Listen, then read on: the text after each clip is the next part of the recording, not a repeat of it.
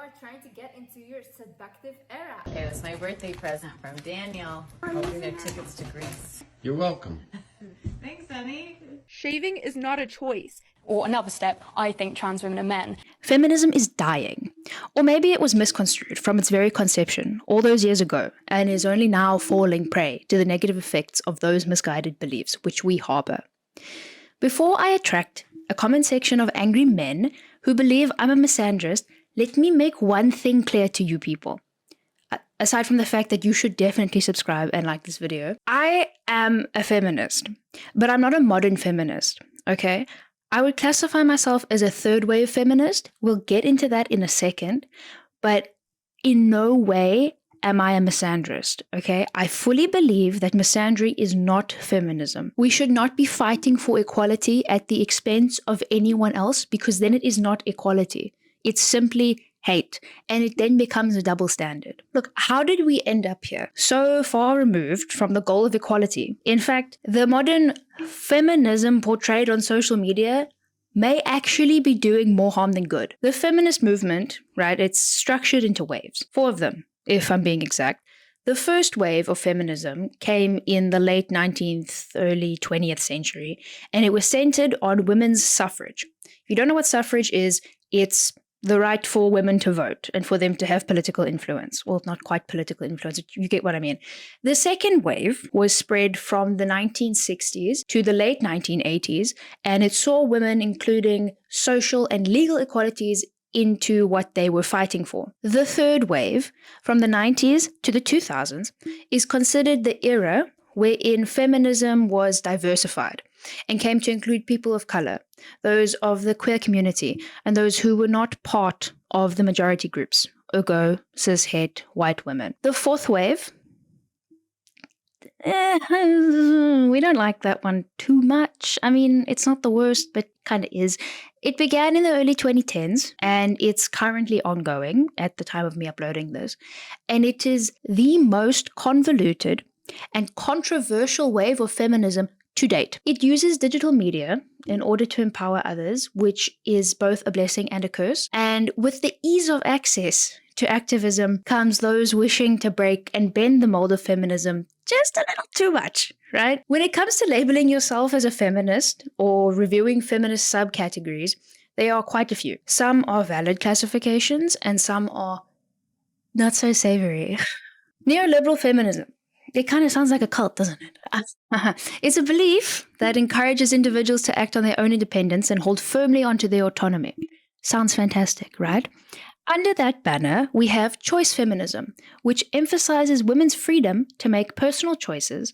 And these tend to align with capitalistic ideas of consumerism as well as the individual's success. While this subcategory may seem empowering at first glance, it often discards systemic inequalities and reinforces the existing power structures, ultimately resulting in failure to address broader injustices, which is the exact opposite of third wave feminism. Oh, it's a pain. It's a pain to say this. It's a pain for me to hate on feminism, but it has devolved so far that I need to make this video. See, choice feminism doesn't take into account the fact that there are still prevalent barriers between women of minority groups and their individual autonomy. It doesn't recognize the racial, socioeconomic, and cultural ties that limit women's ability to truly make free choices.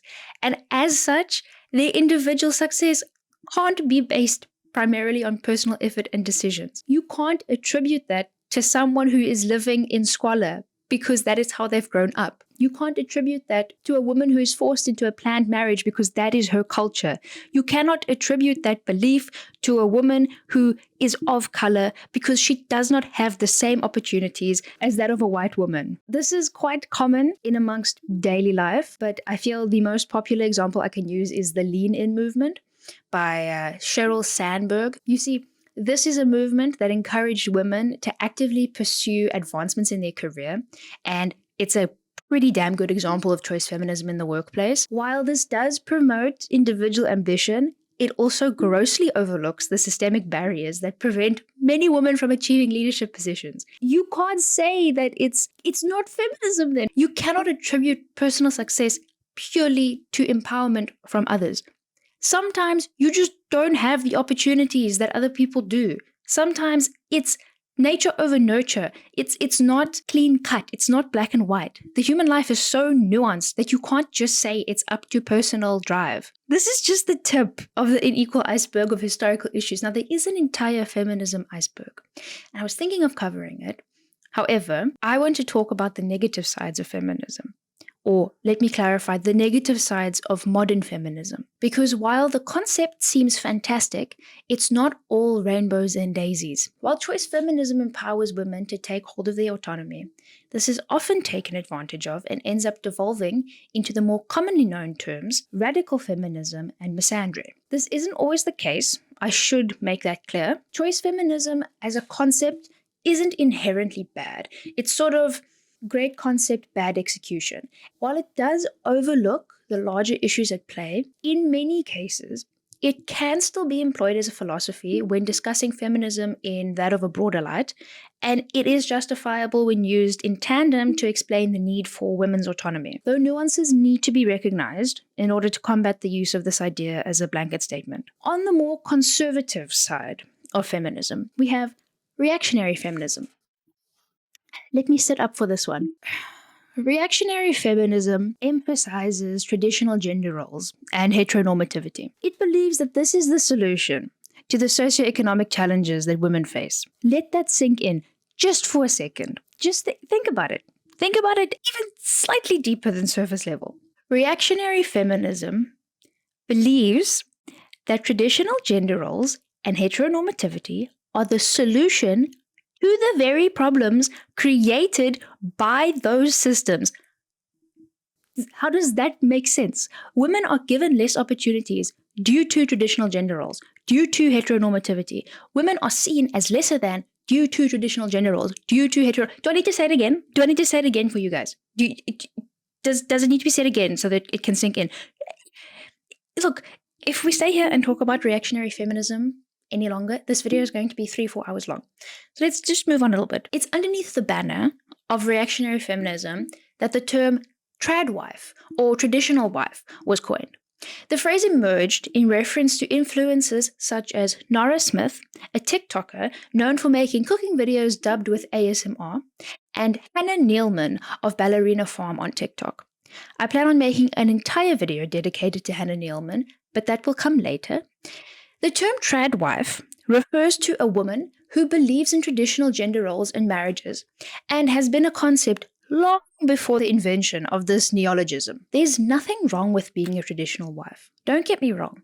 The issue arises when this concept is romanticized due to monetary and popularity gain. Simply because it's an aesthetic which women now wish to seek out, we find a huge portion of emerging generations reverting back to the time when a woman would have little to no rights at all. It's also important for me to note that not only are women responsible for popularizing the term trad wife, but so are men. The amount of comments I have seen on Instagram and TikTok where men are stating how much they wish they had a trad wife, but instead have an independent wife with autonomy and personal ambitions is downright disgusting. It's blatant objectification, and it's being overlooked purely because it's trendy. On the topic of feminism and trad wives and everything being trendy, we need to talk about the fact that these 6-foot-tall feminist literature men are capitalizing on the fact that feminism is now a personality trait. How many men in your life do you know that have made the joke that they're 6 foot tall, more than 6 foot, and they have dark hair and they're broody and they're reading feminist literature?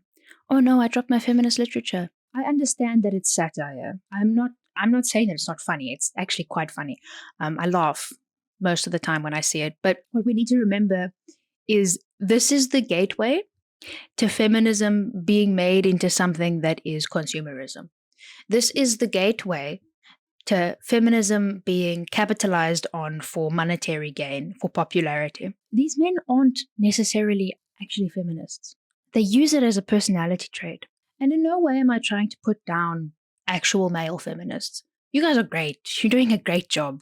Okay? Because feminism isn't female exclusive. It never has been. It shouldn't be. It's just a movement that was started by women for women. But The important thing to remember here is feminism shouldn't be used as a trait to come off as popular or likable. That is literally the modernization or the capitalistic way to look at it. How far have we regressed as a people that we've come to this? We can't talk about feminism, however, without mentioning the femisphere. Look, editor, put some sparkles around that. Okay. Maybe like a bow. And can you make it pink?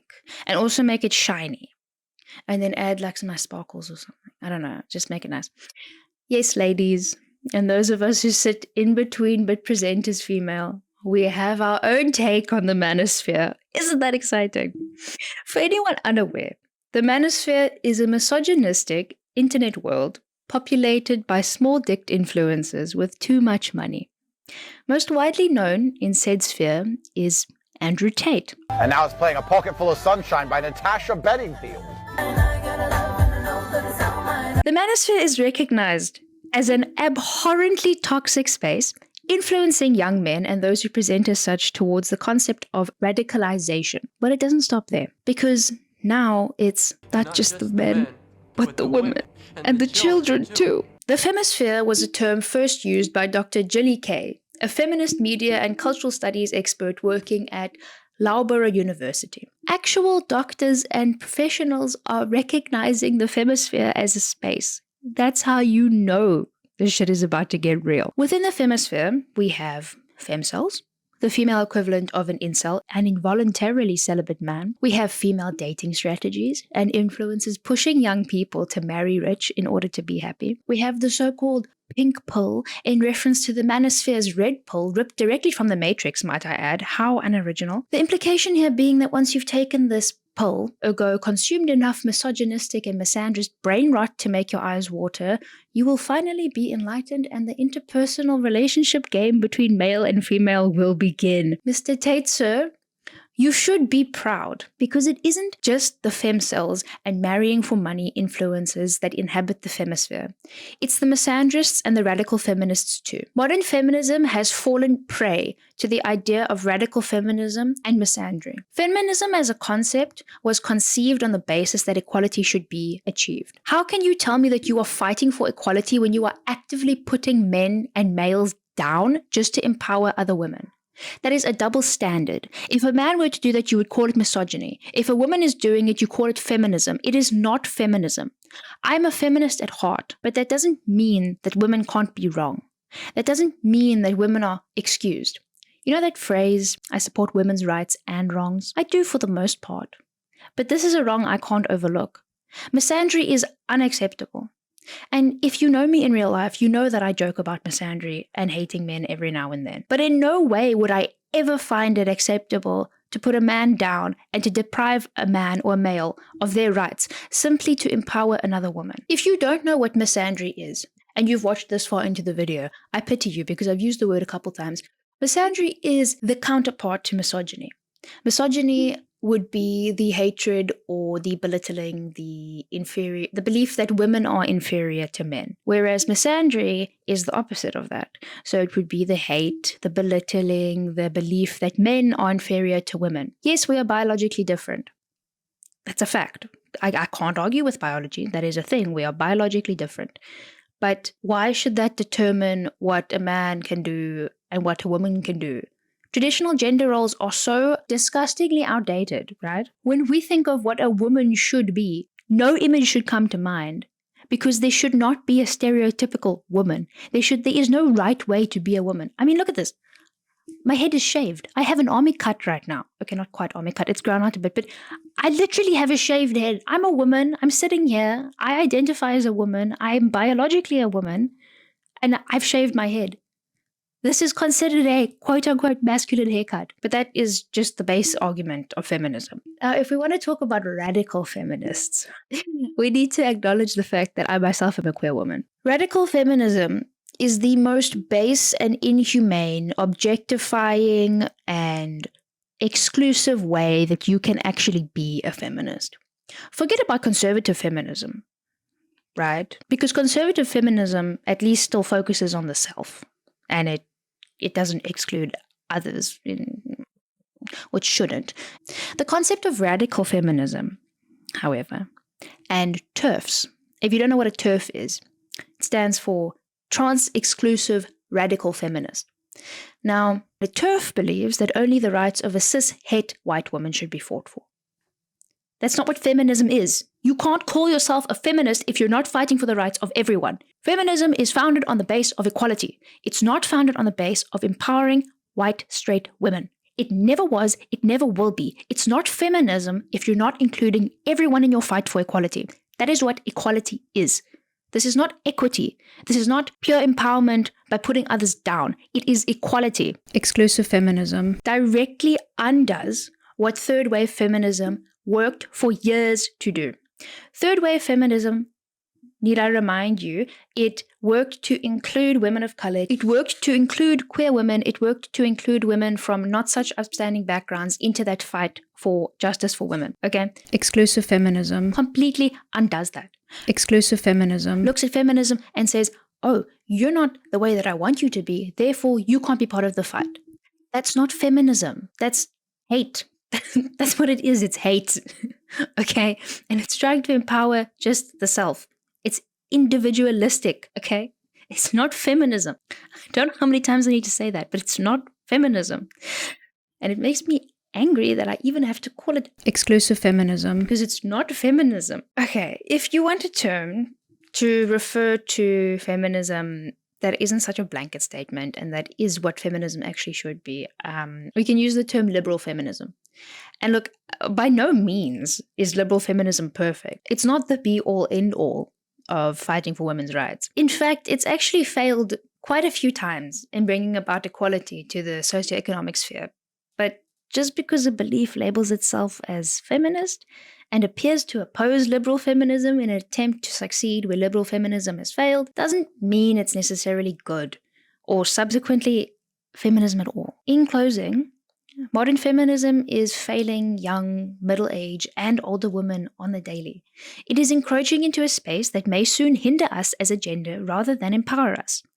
All I ask is that your beliefs are built on the basis of equality and not the need to put another down simply to lift oneself up. That's all I have time for today. I just want to reiterate that if you did enjoy the video, please subscribe, give the video a like. Please, please, please, please, please. I don't know how many times I have to say please. Please just subscribe and like the video. It's all I'm asking. We just recently hit 100 subscribers and I am so thrilled. 200 is next, okay? Subscribe, like the video. If you enjoy it, I don't know, go watch my other videos, okay? Thank you all very much for watching. I will see you in the next video. Adios. Ciao. Au revoir. Goodbye.